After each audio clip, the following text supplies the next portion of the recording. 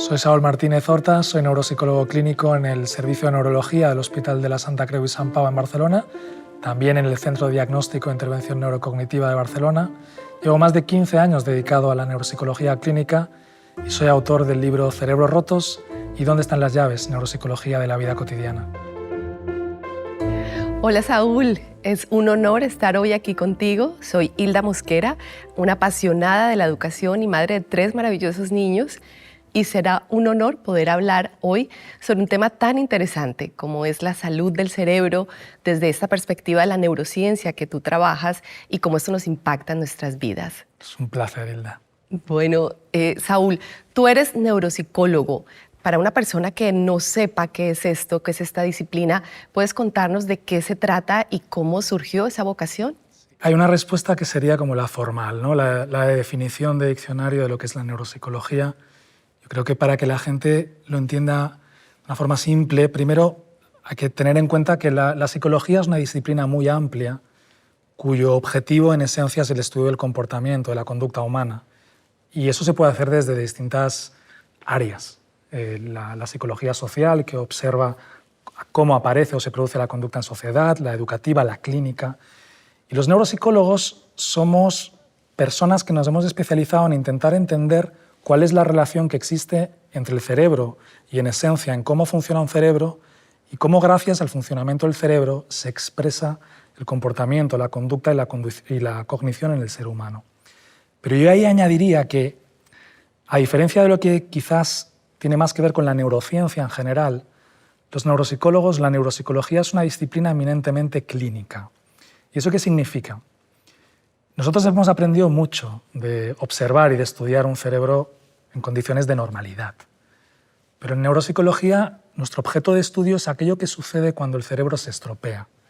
Es en qué traduce que un cerebro deje de ser capaz de hacer aquellas cosas que hace para que un ser humano funcione acorde a cómo es un ser humano.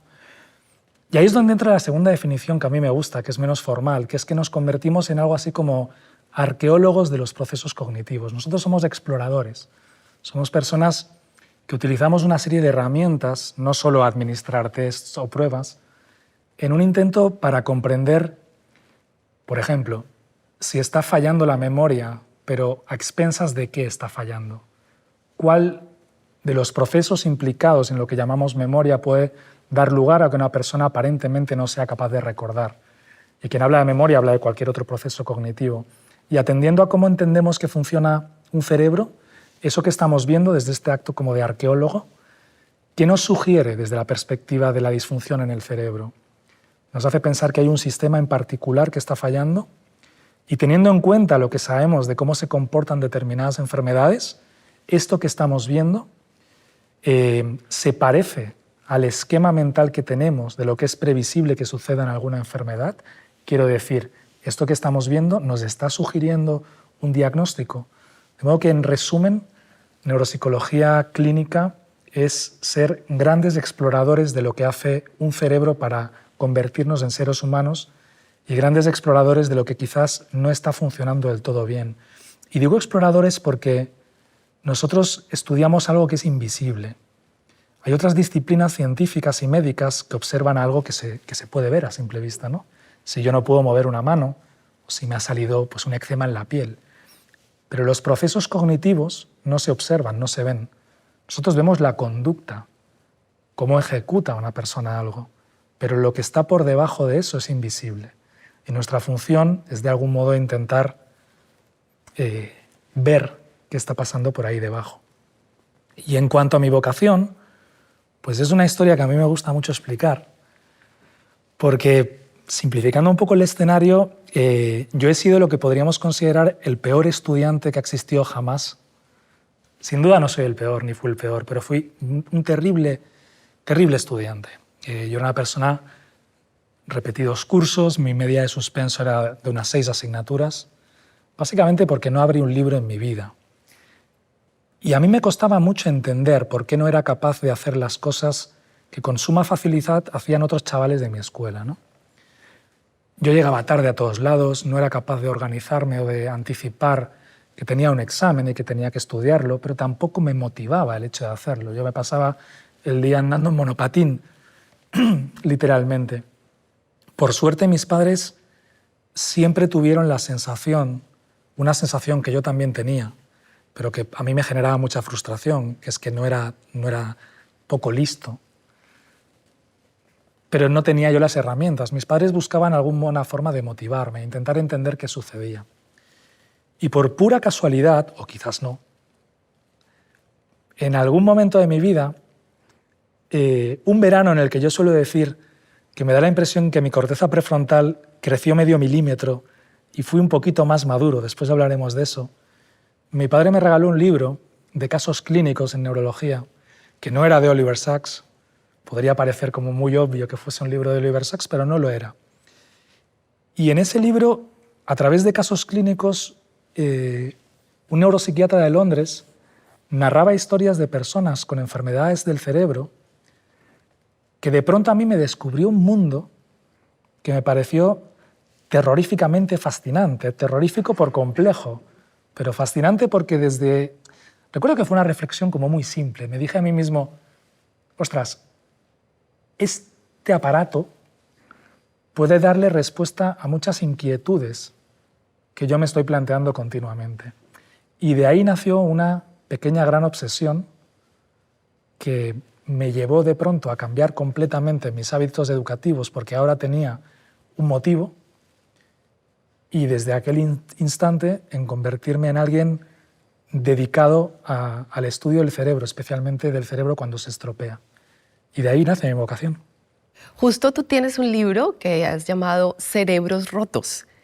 ¿Es posible que el cerebro se rompa en algún momento por alguna situación? Sí, tanto literal como metafóricamente. Y posiblemente es mucho más correcto usar la metáfora de que el cerebro se rompe, ¿no? Lamentablemente, el cerebro humano y los procesos que dependen del cerebro humano son tan complejos como frágiles. Un sistema tan sumamente complicado lleva implícita una inmensa fragilidad. Y hay una infinidad de escenarios que pueden hacer que de una forma permanente o transitoria o más o menos grave el cerebro se estropee. Hay escenarios relativamente conocidos, un traumatismo, un accidente, un ictus, una enfermedad neurodegenerativa, son procesos que quien más quien menos todos conocemos. Hay entidades transitorias, por ejemplo, durante una crisis epiléptica, un cerebro se rompe durante un pequeño periodo de tiempo. Y luego hay toda una infinidad de mecanismos que pueden dar lugar a la fractura del cerebro y de la mente, que son quizás menos conocidos, pero que a mí me gusta mucho educar en torno a ellos, porque nos cuentan cosas muy relevantes de cómo estamos hechos y de qué nos puede suceder. Por ejemplo, hay enfermedades autoinmunes, enfermedades en las que por algún mecanismo el sistema inmunitario reacciona a algo en un intento de salvarnos y acaba causando más daño que beneficio.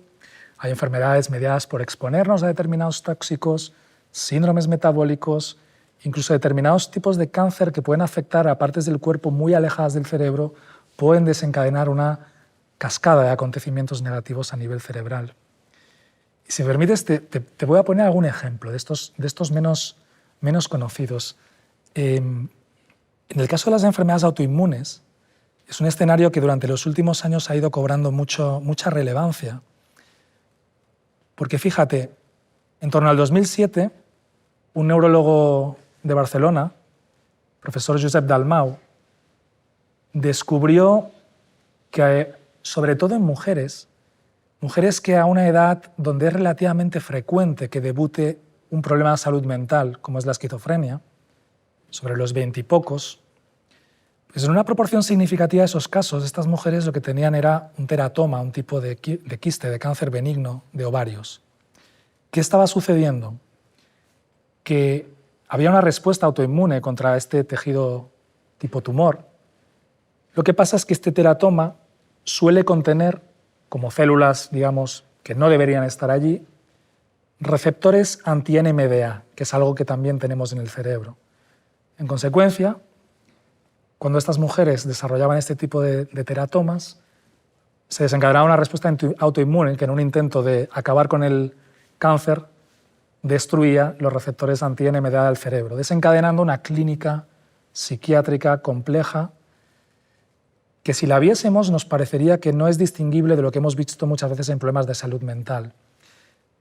Y eso significa que posiblemente a lo largo de la historia miles o millones de mujeres han estado condenadas a una institución psiquiátrica hasta que no nos dimos cuenta que cosas que parecen una enfermedad mental tenían una causa biológica tan alejada del cerebro, lo que es peor, que tienen tratamiento y si se tratan se curan. O te pongo otro ejemplo que me parece precioso. Más allá de lo que digo, de las enfermedades obvias que todos conocemos, por poner un ejemplo que todo el mundo conocerá, el mercurio. Hace ya más de un siglo y dos, cuando estaba de moda llevar sombreros, había unas personas que se llamaban sombrereros, que obviamente se dedicaban a fabricar sombreros. Y en el proceso de separar la piel de conejo de lo que es la piel del animal, usaban una técnica para la cual se empleaba o emanaban unos vapores de mercurio. Esa técnica la llamaban carroting en inglés, porque el agua adquiría un color anaranjado, y de ahí que muchos sombrereros tuviesen la barba y el pelo naranja. Y aquí a lo mejor alguien ya empieza a hacer alguna asociación, porque hay un personaje de un cuento muy conocido, en Alicia en el País de las Maravillas, que es el sombrerero loco, que tiene el pelo naranja. Y el sombrerero loco no aparece en ese cuento por azar, sino porque en esa época era conocido que los sombrereros enloquecían. Hoy sabemos que enloquecían por la exposición al mercurio. La intoxicación al mercurio da lugar a un trastorno progresivo e insidioso de la conducta, de la cognición, básicamente a una fractura del cerebro, que por aquel entonces, desde el desconocimiento, nadie podía pensar que tenía que ver con esos vapores. Y eso explica el porqué de los sombrereros locos. Y así tenemos una infinidad de causas de ruptura de un cerebro. Se ha normalizado que en la vejez tengamos un deterioro de la memoria o un deterioro pues, de la salud mental. ¿Esto es así o podemos incidir para que esto no suceda? Aquí el gran problema es que la sociedad, no toda obviamente, pero ha habido una normalización, considerar que hacerse mayor lleva implícito deteriorarse a nivel cognitivo. Envejecer no es enfermar. El envejecimiento es un proceso biológico que forma parte del ciclo vital. Es evidente que cuando envejecemos, conforme envejecemos, suceden una serie de cambios a nivel tanto biológico como psicológico, fisiológico, pues que tienen algunos matices más que obvios. Pues menos ágiles, menos destreza, pérdida de agudeza visual, auditiva, etc. Pero todo eso sucede dentro de unos parámetros de lo que llamamos la normalidad. Para muchas personas se ha convertido en algo normal o previsible que cuando alguien se hace mayor se deteriore. Deteriorarse significa que eso que sucede es más que evidente, tiene un impacto en la vida de la persona. El abuelo ha perdido la memoria, bueno, pero es por la edad, no. Lamentablemente el envejecimiento añade riesgo, es un factor de riesgo a que se puedan desarrollar enfermedades relacionadas con la edad. Y en ese contexto, en el de enfermedades relacionadas con la edad, es desde donde puede explicarse cómo y por qué muchas personas mayores desarrollan un deterioro cognitivo progresivo. Pero lo están desarrollando porque hay un proceso patológico de base que nada tiene que ver con el envejecer. Antiguamente se creía que solo existía la enfermedad de Alzheimer y si no tienes Alzheimer, pues esto es que se ha hecho mayor. A día de hoy sabemos que procesos neurodegenerativos y procesos que puedan deteriorar la cognición hay una infinidad. Y de hecho, a nivel diagnóstico, médico, neurológico y neuropsicológico, no está aceptado a día de hoy como diagnóstico un concepto tan asociado a la vejez como la demencia senil. Cuando se dice, esta persona tiene una demencia senil, la demencia senil no existe. Es un concepto completamente erróneo. La demencia es un constructo que utilizamos en clínica para definir cuando una persona tiene un trastorno cognitivo tan severo que no podría sobrevivir sola. Y una persona puede tener una demencia como consecuencia de una infinidad de factores. Enfermedades del cerebro, accidentes, tumores. envejecer no provoca una enfermedad que se llama demencia, porque la demencia es un síndrome. La demencia en sí no es una enfermedad. La enfermedad de Alzheimer causa demencia. Pero cuando tú tienes patología de Alzheimer, no siempre tienes demencia. Hay una etapa previa a la demencia que tienes otras cosas. Y es imprescindible que se eduque en torno a esto por una cuestión que lamentablemente vemos de una forma demasiado frecuente. Esta normalización lleva implícita una banalización de cómo envejecemos.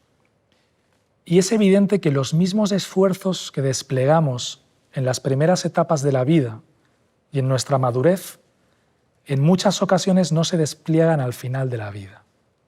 Y eso es absolutamente injusto, desde una perspectiva médica, psicológica y humana. El abuelo o la abuela ha perdido la memoria y está deprimido, pero es normal, porque se quedó viudo y además es muy mayor. Una, no es normal, es previsible, pero tenemos que saber qué ha pasado. Y dos, si lo normalizamos, no lo tratamos.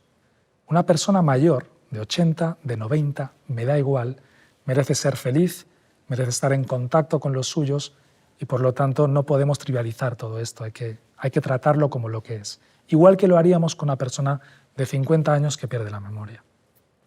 Ante una situación de estas, cuando tenemos familiares que puedan estar sufriendo un proceso de estos degenerativos, ¿qué podemos hacer los familiares, quienes estamos alrededor? ¿Cómo podemos ayudarles?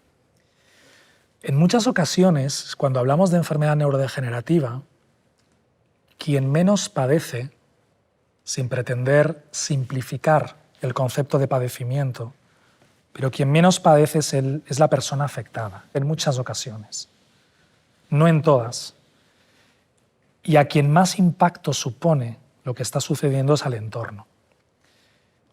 Después podemos hablar más de esto, de lo que implica el diagnóstico, ¿de acuerdo? En cualquier caso, disponer de herramientas para explicar y para explicarnos qué está sucediendo es un paso para mí de gigante, que resuelve muchas dudas a quienes conviven con la realidad cotidiana de un cerebro que se está rompiendo, que da lugar a escenarios muy complejos de entender. Y por supuesto, a partir de ahí, desde el correcto diagnóstico, proveer de herramientas al entorno de esa persona afectada para que puedan interactuar de la mejor manera posible atendiendo a cómo funciona ahora esa persona. Hay una labor, más allá del diagnóstico, de educar a todas las piezas que formarán parte del tratamiento de una persona con una enfermedad del cerebro. Tú recibes diariamente en consulta, tienes muchísimos casos de personas que están buscando un diagnóstico. ¿Cómo se afronta un diagnóstico y con qué herramientas se podría dar a un familiar cuando se tiene que dar una noticia de una enfermedad degenerativa? El diagnóstico pone encima de la mesa una serie de elementos relativamente simples, prácticos, y un escenario con distintos actores muy complejo. Obviamente no es lo mismo cuando hablamos de un diagnóstico de un proceso que va a tener un tratamiento o que va a tener un pronóstico benigno, de cómo sucede en la mayoría de los casos que yo llevo, donde el diagnóstico significa que no se va a poder hacer nada. Eso ya de entrada marca dos escenarios muy distintos. Diagnóstico, pero siempre se convierte y le debemos convertir en una herramienta para poder entender y explicar. Al final, nos vamos a encontrar con algo que no se puede curar, pero que posiblemente se puede tratar. Tratar en el sentido más amplio del concepto. ¿Qué es tratar? ¿Qué significa tratar algo incurable? De modo que muchas veces cuando tú haces frente a la complejidad de los problemas que derivan de la desintegración de la mente humana, lo primero que necesitas es entender por qué está sucediendo lo que está sucediendo. Y no en pocas ocasiones, poder delimitar esto desde un nombre, desde una etiqueta, desde esto es una degeneración frontotemporal y esto explica por qué ha ido sucediendo esto, es algo que se hace como muy necesario para quienes conviven con esta realidad y que además te permite hacer un pronóstico a futuro. Pero aquí aparece lo que para mí motiva mucha reflexión en mi día a día y es las distintas piezas y los distintos momentos. Porque cuando hablamos de diagnóstico, por ejemplo, podemos hablar de cuándo diagnosticamos. ¿Qué significa diagnóstico en una persona que aún no tiene una enfermedad pero que la va a tener? Porque, por ejemplo, yo en mi caso me dedico mucho a una enfermedad neurodegenerativa de base genética que nos permite saber en personas que están a riesgo porque sus padres tienen esa enfermedad, padres, tíos, primos, si ellos han heredado o ellas han heredado la mutación genética y la tendrán en el futuro. Pero ¿qué significa diagnosticar 20 años antes? Claro, aquí el significado del diagnóstico es distinto, ¿no? Y plantea una pregunta. Si tú pudieses saber algo tan trascendente sobre tu existencia, como que dentro de 5, 10, 15, 20 años se va a iniciar un proceso irreversible de degeneración, ¿lo querrías saber? Y la siguiente pregunta es ¿por qué? Y la siguiente, para mí la más importante, ¿para qué? Y esto plantea una reflexión que yo suelo repetir muchas veces, que es para mí la gran lección que me han brindado los casos que yo llevo cuando hablo de este tipo de enfermedades. Muchos colegas o gente que yo voy conociendo, cuando se enteran de que trabajo en esto y el tipo de enfermedades, me suelen preguntar, ante un escenario como el que digo, el diagnóstico genético, antes de que estés enfermo, te dicen, oye, ¿y qué sentido tiene la vida de estas personas? Y yo con el tiempo he aprendido a darles una respuesta en forma de pregunta para la cual no espero respuesta. Y es que yo les pregunto a ellos, ¿qué sentido tiene la tuya? Pero piénsalo bien, ¿qué sentido tiene la tuya? Porque aquí hay un detalle que es la gran lección que yo he aprendido, y con esto no pretendo romantizar las enfermedades, ni mucho menos, pero hablo de realidades. Tú y yo, y las personas que hoy nos acompañan aquí, en el fondo sabemos que el futuro nos depara una tragedia. Es así. Y lo más probable es que cuando lleguemos a eso no lleguemos bien. Eso es así. La pregunta es si estamos viviendo acorde a esa realidad. Porque resulta que tú cuando te dedicas a esto descubres que cuando a alguien le diagnosticas algo, habitualmente aparecen las prisas. Las prisas por vivir una vida que no he tenido tiempo por vivir. Y allí es donde yo construyo una reflexión que me atormenta. ¿Por qué necesitamos que nos cuenten esto para vivir una vida que no estamos viviendo? Y eso es un poco lo que les pregunto yo a las personas cuando les digo qué sentido tiene tu vida. Cuando el día de mañana te digan que esto se va a acabar, ¿te entrarán las prisas? De modo que cuando diagnosticas a una persona que aún no tiene una enfermedad, pero que la va a tener, lo que intentamos es que la utilidad del diagnóstico sea para que lo utilice en beneficio de algo. Yo estoy convencido que voy a seguir viviendo mi vida como si aquí no fuese a pasar nada. Pero si no me quedase más remedio que saber por qué he decidido que quiero saber, debería ser capaz de utilizar esta información en positivo. Y eso es lo que intentamos en estos casos. Luego hay el escenario de lo obvio. Paciente, persona, donde es más que evidente que está pasando algo y su familia busca una respuesta, busca un nombre. Y muchas veces la respuesta es un alivio doloroso porque ya nos lo habíamos imaginado. Pero luego hay otro escenario que es el imprevisible. Es el cuando vienen personas porque, bueno, últimamente me parece que se me olvidan algunas cosas o porque me han dicho que tal, y lo último que se esperan es que esto que les está pasando lleve implícito el diagnóstico de una enfermedad del cerebro. Allí la manera en cómo informas, en cómo transmites, es crítica. A mí no me sirve de nada, como neuropsicólogo, no me sirve de nada que lo que yo estoy descubriendo únicamente provoque dolor, sufrimiento y destruya una vida. No me sirve de nada. No me sirve de nada poderle contar a alguien que lo que le está pasando es una enfermedad de Alzheimer o otra enfermedad, si con esa información no vamos a poder hacer nada. Eso es crítico. Y finalmente hay otro escenario del que a mí me gusta hablar y que se habla muy pocas veces cuando hablamos de diagnóstico. Hemos hablado de protagonistas como pacientes, como familias, y luego estamos nosotros. Y lo que se habla muy pocas veces, o yo escucho muy pocos colegas hablar, es qué significa diagnosticar para nosotros. Y diagnosticar significa, y al menos hablo yo desde mi propia persona, un acto que muchas veces no es doloroso, es dolorosísimo.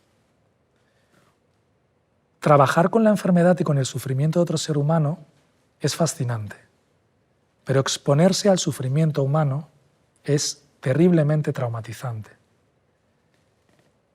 Y aunque parezca mentira a veces, yo estoy hecho de lo mismo que las personas que tengo delante. Y diagnosticar, aunque también nos alivia porque hemos encontrado lo que está pasando, también nos mata porque es terrible tener que contar ciertas cosas a las personas que atendemos. Entonces, cuando yo lo pongo todo encima de la mesa, vuelvo un poco a lo que decía al principio, ¿no? Esto que podría parecer simplemente un desastre, ¿cómo lo podemos utilizar? Diagnóstico más allá de un nombre, diagnóstico más allá de demencia con cuerpos de Levy. ¿Qué significa? Significa que vamos a poder anticipar un futuro, vamos a poder organizar una vida, vamos a poder educar a un contexto, vamos a poder intentar intervenir farmacológica y no farmacológicamente para mejorar una calidad de vida, vamos a poder curar, no, cuidar, sí, acompañar, por supuesto, y paliar definitivamente. Las enfermedades del cerebro lo único que tienen de positivo es que nos trazan un escenario al cual debemos anticiparnos continuamente, para que todas las etapas sean de la más profunda, llamémosle, dignidad humana posible, porque son las enfermedades que más fragmentan la dignidad del ser humano. En tu libro has hablado pues, de estos procesos degenerativos o que se puede perder la memoria. Pueden ser diferentes situaciones, pero ¿por qué no siempre se olvida todo? ¿Por qué se recuerda aquello que está más relacionado con las emociones? ¿Hay una memoria emotiva? ¿Qué pasa ahí con ese mundo emocional? En primer lugar, el cerebro y sus procesos no está evolutivamente diseñado para que no se produzca el olvido. Eso, de hecho, sería una catástrofe no olvidar. De modo que el olvido es un acontecimiento previsible. Y en el contexto de la normalidad, pero también de la patología, todos experimentamos que hay sucesos que se olvidan y otros que no se olvidan. Y de ahí pueden hacer la pregunta de por qué hay cosas que se olvidan y otras que no se olvidan. Y aquí hay distintos elementos a tener en cuenta, donde nuevamente la enfermedad nos ayuda a entender. Por un lado, hay recuerdos anclados a un instante en el tiempo no muy alejado del momento presente. Lo que yo he comido esta mañana o lo que hice hace una semana implica unos sistemas en el cerebro distintos a ese recuerdo que tiene que ver en cómo era mi escuela esa en la que iba cuando yo tenía 10 años. Ese recuerdo tan remoto. Estos recuerdos remotos, simplificándolo, no están en un almacén en concreto. Han quedado desperdigados por distintas regiones o territorios de nuestro cerebro. Y estos recuerdos más recientes, lo que yo cené ayer, sí que a día de hoy lo tengo más colocado como en un sistema de almacenaje. Determinadas enfermedades tienen la predilección por destruir estos almacenes, como por ejemplo lo es la enfermedad de Alzheimer. La enfermedad de Alzheimer tiene, en la mayoría de los casos, porque hay formas atípicas, suele asociar lo que llamamos un síndrome amnésico. Un síndrome que se caracteriza porque la persona tiene una gran dificultad para aprender, para incorporar información en este almacén, porque el almacén está roto. Y cuando va a buscar información en este almacén, no la encuentra porque se ha caído, se ha perdido.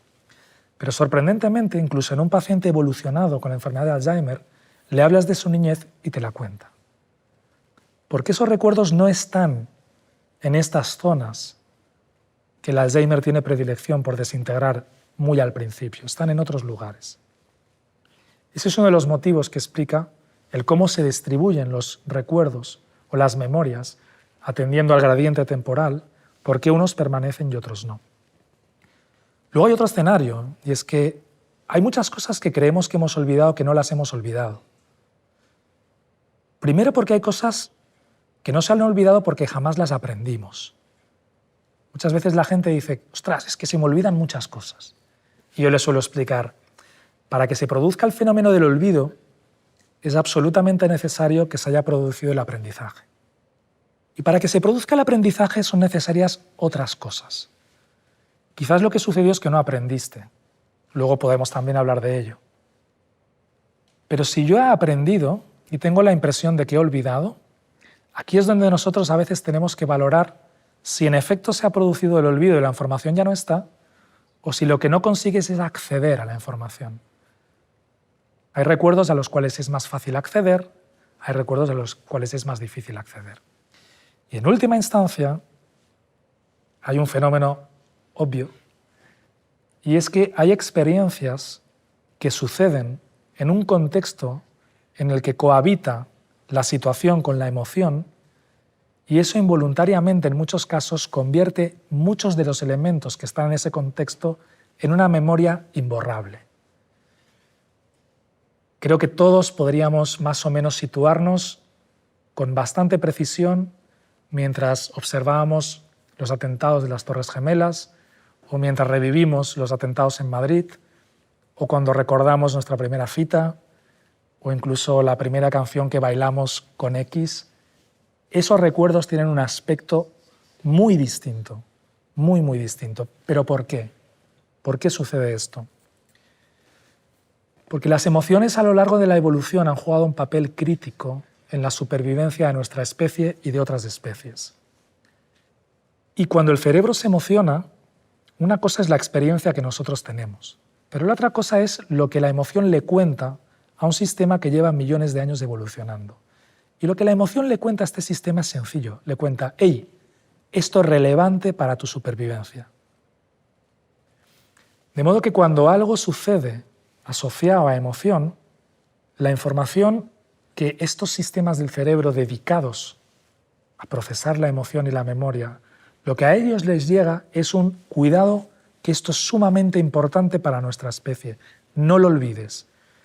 Y eso hace que este tipo de información el cerebro la maneje de una manera distinta. La sitúa en otro lugar.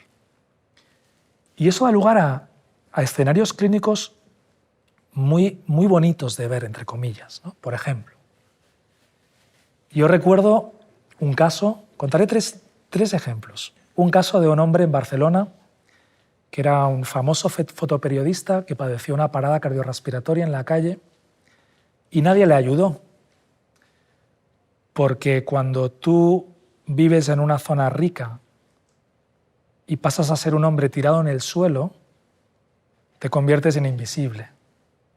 Incluso cuando estás en el suelo porque se te ha parado el corazón. Entonces tardaron demasiado tiempo en ayudarle. Y le resucitaron, con las consecuentes secuelas cerebrales de llevar más de 45 minutos con una parada cardiorrespiratoria. Y eso le provocó en esta persona un trastorno amnésico muy severo. No era capaz de recordar su pasado, ni era capaz de aprender a partir de ese instante hacia adelante. La persona que tenías que recordarle continuamente dónde estaba y con quién estaba. Pero me acuerdo un escenario que sucedió que me contaba su esposa. Dijo, nos fuimos de viaje y la mujer me contaba, yo llevaba varias horas con la cámara de fotos intentando sacar una fotografía de noche, pero yo no soy fotógrafa y no lo conseguía. Y de pronto él se acercó, cogió la cámara y sacó una foto extraordinaria. Una persona que en principio ya no se acordaba de nada. Luego hablaré de esto. Y luego había un día que vino feliz y le dije, ¿por qué estás feliz? Y me decía, no lo sé, pero hoy es un muy buen día. Luego, hablando con su esposa, me contó que habían ido a la graduación de su hija. Su hija había sacado las mejores notas que se podía imaginar. Él no podía recordar ese evento, pero recordaba con mucha emoción que algo bueno había sucedido. Otro escenario que a mí me cautivó mucho y que lo cuento en Cerebros Rotos era una pareja donde el hombre había desarrollado una enfermedad neurodegenerativa poco conocida. Se llama una parálisis supranuclear progresiva, lo que llamamos parkinsonismos atípicos. Una enfermedad que suele asociar síntomas parecidos a la enfermedad de Parkinson, pero acompañado de un trastorno cognitivo que suele ser muy grave. Sin entrar en los detalles de qué causaba ese trastorno cognitivo, este paciente tenía un evidente compromiso de la memoria, hasta el punto que en una de las visitas era incapaz de reconocer y de saber quién era la mujer que tenía al lado, que llevaba toda la vida con él. Y en una de estas visitas la mujer me dijo, bueno, yo ya he asumido que esa persona ya no está, y cada semana, un par de días, me le llevo, eran de las Islas Canarias, me le llevo a un hotel donde íbamos de jóvenes y le pido al pianista que toque boleros. Y él está ahí tranquilo, relajado, escuchando los boleros, ¿no? Y me contaba la mujer, una de estas veces que salimos, él me dijo, si me pidió matrimonio, me preguntó si me quería casar con él, ¿no? Y entonces, claro, yo tenía a este señor ahí sentado y le pregunté, pero ¿usted sabe quién es esta mujer? Y me decía, no. Entonces yo le pregunté, ¿y cómo es que le ha pedido matrimonio a una desconocida? Y él me decía, no lo sé, porque sé que es la mujer de mi vida. Y es cierto, él no lo sabía, pero esa era la mujer de su vida, lo había sido durante toda su vida. No podía ponerle un nombre, no podía recordar que ya habían ido de jóvenes a escuchar esos boleros, pero un tipo de recuerdo sin una forma específica, pero totalmente alimentado de la más profunda emotividad, le estaba diciendo a este hombre, esta es la mujer de tu vida, ¿no? Y el último caso en esta línea, chico muy joven, que le habían extirpado un tumor. Y me acuerdo que durante la conversación se hacía evidente que había un flagrante problema de la memoria, del cual él no era consciente, y que traducía en lo que denominamos una gran confabulación. Ese chico se inventaba todo, aunque él no era consciente que se lo inventaba. Y me contó que había ido a vivir delante del hospital, y me contó que él era psicólogo y que había trabajado de vigilante de seguridad, y me contó toda una vida que era una fantasía. Y también me contó que iba a ser padre por primera vez. Las lesiones que le había dejado la cirugía que se había realizado para extirpar el tumor eran dramáticas. Y en efecto, todo lo que contaba era una fantasía. Pero él vivía inmerso en esa fantasía como si fuese cierto. Todo menos que iba a ser padre por primera vez. Eso, que tenía un valor emocional indescriptible, lo podía explicar y vivir como un recuerdo totalmente cierto. Era lo único que mantenía. Pero no había sido psicólogo, no había trabajado nunca en una tienda, siempre había vivido delante del hospital. Él decía que había ido a vivir hacía poco, ¿no? Ese es un poco el escenario tan complejo que nos podemos encontrar cuando hablamos de memoria y de emoción. Claro. Justamente hablando de enfermedades relacionadas con el cerebro, no son muy conocidas, o hay una gran diversidad que no conocemos mucho, pero sí cada vez nos vamos acercando más por casos de personajes conocidos como Robbie Williams o Bruce Willis. ¿Qué les pasó a ellos especialmente? Sí, el caso del primero de Robbie Williams es una enfermedad que además nosotros vemos mucho. Es una enfermedad que se llama demencia con cuerpos de Lewy y su historia ilustra lo que muchas veces es la historia de estas enfermedades. Y es una historia de incomprensión. Antes de que una enfermedad del cerebro muchas veces dé su cara con todo su esplendor, lo que le va sucediendo a la persona se parece demasiado a otro tipo de problemas. Y la gente no entiende que está pasando algo en el cerebro. Para mucha gente, este actor solo se suicidó porque tenía depresión. Esta persona, en parte, se suicidó porque no pudo soportar lo que estaba sucediendo. En parte, no lo pudo soportar porque la enfermedad que tenía le había privado de la capacidad también para resolver y trabajar con lo que le estaba sucediendo. Y porque la magnitud de la ansiedad y de la depresión que él tenía estaba profundamente condicionada por una enfermedad que tenía a nivel cerebral. La demencia con cuerpos de Lewy es una enfermedad distinta a la enfermedad de Alzheimer, que suele asociar síntomas que nos recuerdan al Parkinson y que además suele asociar también síntomas que llaman mucho la atención. Además de una ansiedad absurda, que no suele estar motivada por nada, y depresión y de trastornos cognitivos, los pacientes suelen presentar fenómenos muy curiosos y muy intensos de alucinaciones visuales.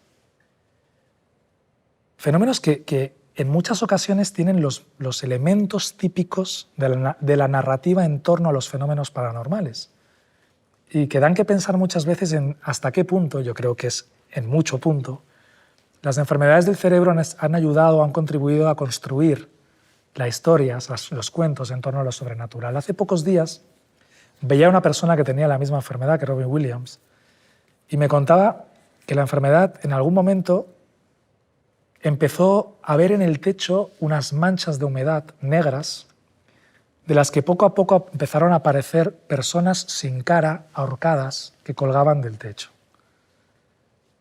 La escena número 1 no está mal. Al poco tiempo empezó a escuchar voces que venían de detrás de un muro de su casa y esas voces le decían que esa casa no le pertenecía y que tenía que irse de la casa.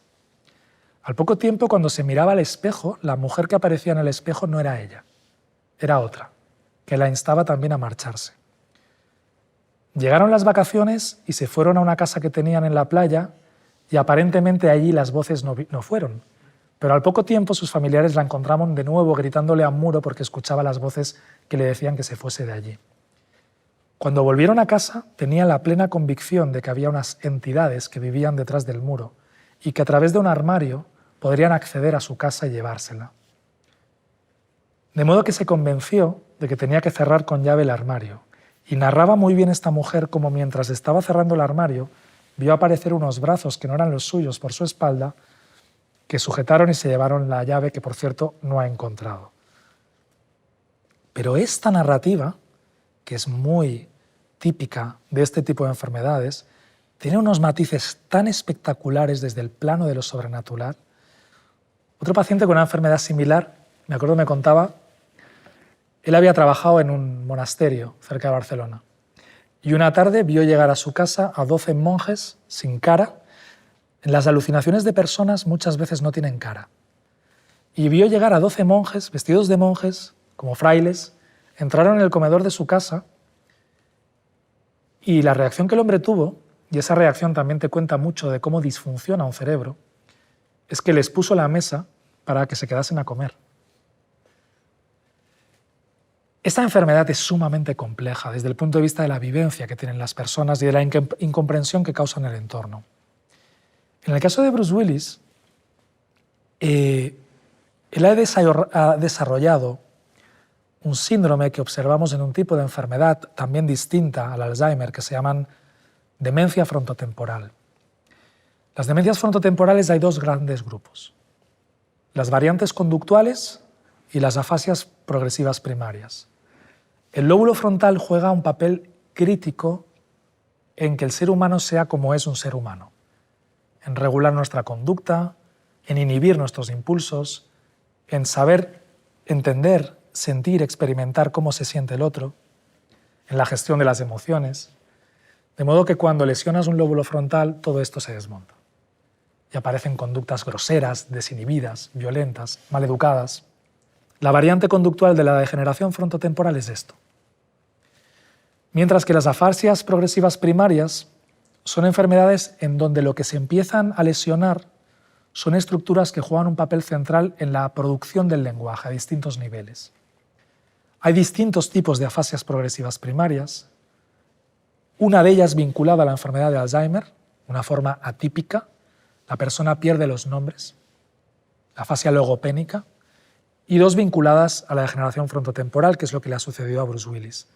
A una la llamamos afasia semántica, la persona pierde los conceptos, ve un bolígrafo y no puede nombrar lo que es eso.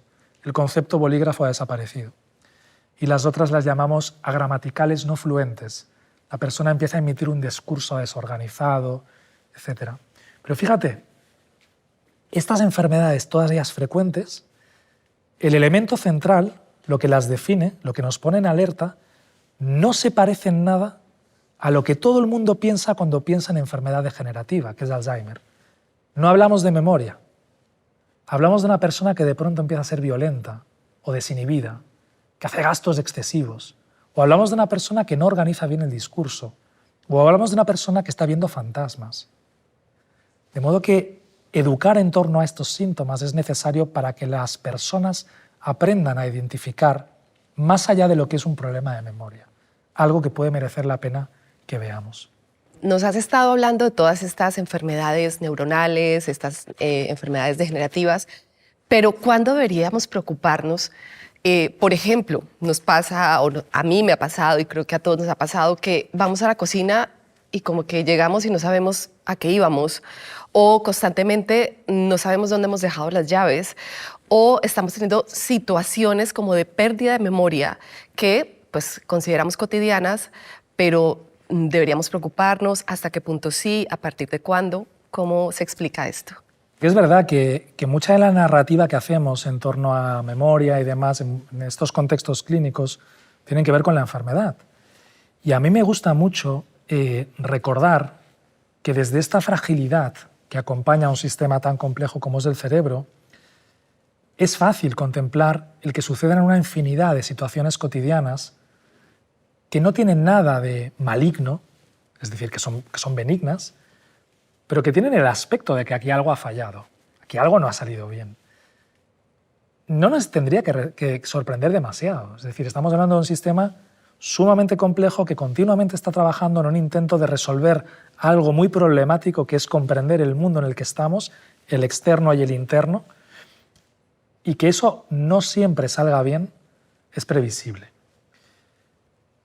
Te voy a intentar responder a esto que yo llamo la neuropsicología de la vida cotidiana, estos eventos cotidianos que se pueden explicar desde la neuropsicología de un cerebro sano, para ver si podemos entender algo que es difícil, y es cuándo tenemos que ponernos en alerta. Entonces yo lo empezaría al revés.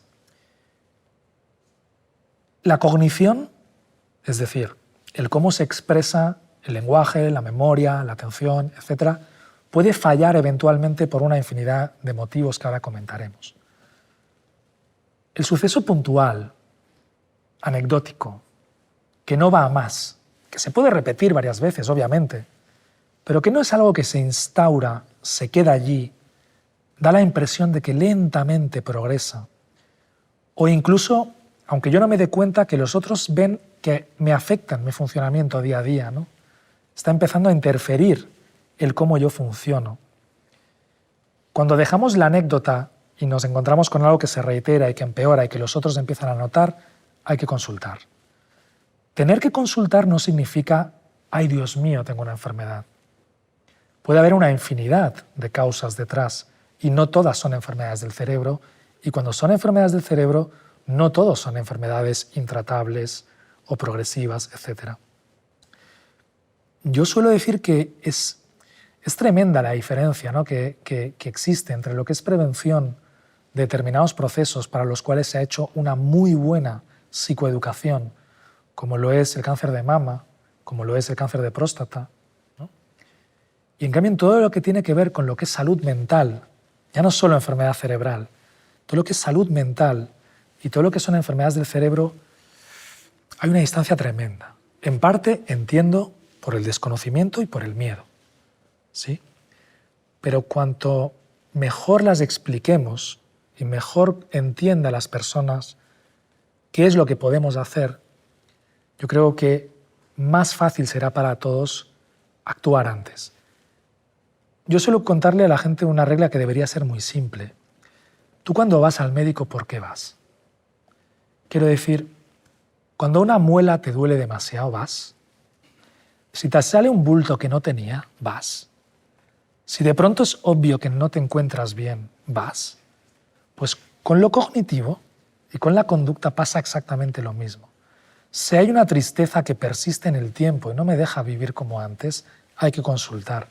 Si esos fallos de memoria están cada vez a peor, las palabras que no encuentro, es puro sentido común y en muchos casos no estará pasando nada. Me comentabas el escenario cotidiano de algo que nos pasa a todos, ¿no? Por ejemplo, el dónde están las llaves, que es algo sobre lo que he escrito, ¿no? Y hay una infinidad de ejemplos. ¿Cómo puede ser que en tantas ocasiones de pronto esté buscando algo y no lo encuentre? Como he comentado, para olvidar antes tengo que aprender. ¿Qué sucede? Muchas de las actividades que realizamos las realizamos de forma totalmente automatizada. Tú piensas lo que haces desde que te despiertas hasta que llegas a tu lugar de trabajo. Sabes lo que haces, pero ¿podrías explicarme exactamente qué es lo que haces cada día? No puedes. Está automatizado. Incluso gente que va conduciendo al trabajo, ostras, y no sé ni cómo he llegado, ¿no? Para que la memoria se construya es necesario que se despliegue atención. Cuando yo venía para acá me he cruzado con personas y no recuerdo quiénes eran ni cómo iban vestidas, aunque las he visto. La percepción no garantiza el aprendizaje. Pero quizás he visto a alguien que me ha llamado la atención, su chaqueta, y recuerdo la chaqueta. Cuando tú atiendes a algo, la información se mantiene en un sistema o almacén a corto plazo, donde en el mejor de los casos, si todo funciona bien, esa información podrá pasar a otro sistema más a largo plazo. Si no hemos prestado atención, esto no va a suceder. Cuando vayas a buscar la información, si no hemos prestado atención, la información no va a estar allí. En muchos casos, cuando uno hace rutinas cotidianas, no despliega atención sobre aquello que hace. Yo he dejado las llaves en tal sitio y he ido a no sé dónde. Y de pronto, a lo mejor ese día, no he dejado las llaves donde siempre, porque justo cuando entraba a casa en mi rutina del día a día, me han mandado un mensaje y en un intento de responderlo y dejar la bolsa de la compra he dejado las llaves en otro lugar. ¿Quién ha prestado atención a ese evento? Nadie. Y aunque nuestro cerebro está continuamente atendiendo de un modo como muy primitivo a cosas que suceden en la periferia más allá de nuestro foco atencional, si nuestro foco atencional está en el WhatsApp o está en la bolsa de la compra, no puede estar en las llaves. De modo que de pronto esas llaves no existen en mis recuerdos. No es que lo haya olvidado, es que no están allí. Así que lo mejor que podré hacer es encontrarlas esporádicamente. Y esto es un suceso benigno secundario al bajo despliegue de atención sobre lo que hacemos. ¿Y qué puede trastornar, de algún modo, en la normalidad el cómo desplegamos atención a lo que hacemos? Pues, en gran medida, una parte esencial, el modo en cómo vivimos. A día de hoy, vivimos todos sometidos a una sobresaturación continua de actividad. La capacidad atencional del ser humano es muy limitada, muy limitada. La memoria más inmediata dura pocos segundos. Y a pesar de ellos, vivimos con el teléfono, los niños, el no sé qué, es imposible. Es decir, atendiendo a cómo funciona un cerebro normal y cómo funciona la memoria, lo más normal del mundo es que se nos olviden una infinidad de eventos porque nunca jamás los hemos aprendido. Y otro escenario muy curioso es el de cuando voy a la cocina y de pronto digo, ¿qué venía a hacer?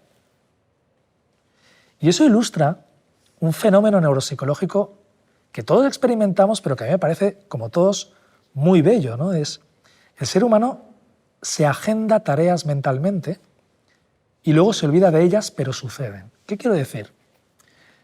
Tú te dices, ostras, me tengo que acordar que cuando pase por delante del supermercado tengo que comprar leche. Y esa información no se queda reverberando en tu mente continuamente hasta que pasas por delante de un supermercado, sino que cuando pasas por delante del supermercado, algo se despierta dentro de ti y te recuerda que tienes que comprar leche. A esto le llamamos memoria prospectiva. Y este componente de la memoria prospectiva se parece mucho, y en esencia se nutre, del aprendizaje asociativo, del condicionamiento. Hay un estímulo, una respuesta. En este caso el estímulo es supermercado y yo me estoy asociando a mí mismo el estímulo supermercado con una respuesta que es comprar el brick. Si eso se almacena correctamente, cuando me exponga al estímulo supermercado va a salir. Pero luego hay otro escenario que es el más cotidiano. Tú estás en el sofá y dices, voy a la cocina a buscar chocolate. Y llegas a la cocina y no sabes lo que habías hecho aquí. Esto no se rige en términos de aprendizaje asociativo, sino que esto se rige en términos de mantenimiento de la información. Si yo te diese ahora un número, al azar, tú lo olvidarías a los pocos segundos. A no ser que hicieses algo con el número. Y es que lo reverberases mentalmente. Cuando no tenemos dónde anotar, todos podemos repetir en nuestra mente eso. A esta repetición mental la llamamos bucle fonológico. Es una repetición que mantiene viva una memoria inmediata que en el instante en que dejemos de reverberar va a desaparecer para siempre. Cuando tú vas a la cocina a buscar chocolate, si tu bucle fonológico o su análogo visual, ver la pieza de chocolate, que es lo que llamamos la agenda visoespacial, no está manteniendo esta información, cuando llegues a la cocina no vas a saber qué ibas a hacer. ¿Qué nos sucede en muchas ocasiones? Que tú te levantas del sofá con tu agenda, con tu bucle fonológico diciendo te voy a buscar chocolate y en ese instante en la televisión aparece una noticia o te llega un WhatsApp o hay un ruido que orienta tu atención a otra cosa. ¡Uy, qué bien que me quedan los pantalones! Y llegas a la cocina. Tu bucle fonológico lleva 2 segundos apagado. Ya está procesando lo bien que te quedan los pantalones. Al llegar a la cocina no sabes lo que estás haciendo allí. Esos son fenómenos absolutamente benignos. Entender cómo funciona nuestro cerebro en la patología es muy útil. Entender cómo funciona nuestro cerebro en la cognición en la normalidad también es extraordinariamente útil. Sin duda. Parte de lo que has descrito, podríamos decir que está relacionado con los procesos de enseñanza y aprendizaje. Históricamente, ese bucle fonológico que nos cuentas es como hemos venido aprendiendo. Pero ahora, ¿cómo está impactando la neurociencia en la educación? La psicología en sí misma, la psicología de la educación, la psicología de los procesos que rigen el aprendizaje y la adquisición de las habilidades a lo largo del desarrollo y cómo intervenimos sobre ellas, eso existe desde hace mucho tiempo. Y para ello no necesitamos una neurociencia. Para ello necesitamos saber de procesos psicológicos como memoria, aprendizaje, emoción, etc. Desarrollo del lenguaje. Entonces, esa idea de cómo podemos desde la neuro nutrir cosas, yo soy bastante contrario a todo esto. Creo que hay una cierta tendencia o moda de incluir la etiqueta neuro a cosas que en esencia no necesitan neuronada. Algo distinto es cómo en el ámbito educativo podría o debería la neuropsicología o la neurociencia de algún modo ayudar en el proceso de aprendizaje de las personas. ¿Qué quiero decir? Yo muchas veces he dicho que teniendo un absoluto respeto a los profesores, que para mí es una disciplina crítica, es una responsabilidad inmensa. Eso por encima de todo.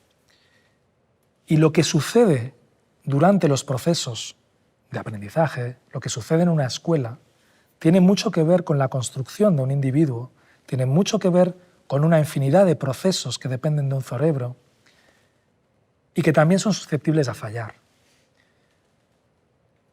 Para mí la educación, los profesores o las herramientas que se desplieguen en el ámbito educativo deberían saber mucho de neuropsicología de la educación y de psicología de la educación.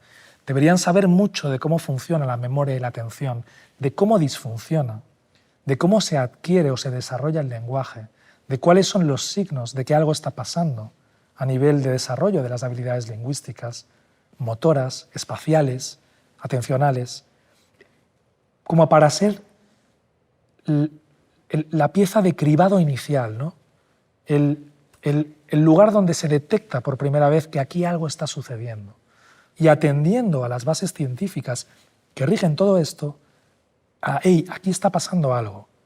Y está pasando algo que desde el ámbito clínico o que desde el ámbito psicoeducativo y psicopedagógico conocemos muy bien y podemos intervenir. Para mí ese es el punto crítico. El nexo entre la educación, el conocimiento de verdad en torno a todo lo que le puede pasar a un chaval y cómo intervenimos sobre esto para no condenar a un individuo al fracaso cuando no cumple con lo normativo, desde el punto de vista del desarrollo o del rendimiento. Claro, hemos hablado mucho de enfermedades, hemos hablado de diagnósticos. Al final estamos hablando de normalizar algo que es inherente al ser humano. Y es que el ser humano tiene una trayectoria en vida que empieza y termina. Y yo creo que aquí la pregunta inteligente no es ¿contra qué puedo maldecir esa desgracia de que no voy a existir para siempre? Sino al revés, ¿qué puedo hacer? Un cerebro que se construye estimulándole a lo largo de la evolución y a lo largo de una vida, hay que intentar sanarlo o hay que intentar protegerlo, dándole precisamente aquello a través de lo cual la evolución la ha construido. Un cerebro estimulado, un cerebro que nunca deja de aprender, un cerebro que asume nuevos retos, que sale de lo cotidiano e intenta cosas que nunca se habría planteado.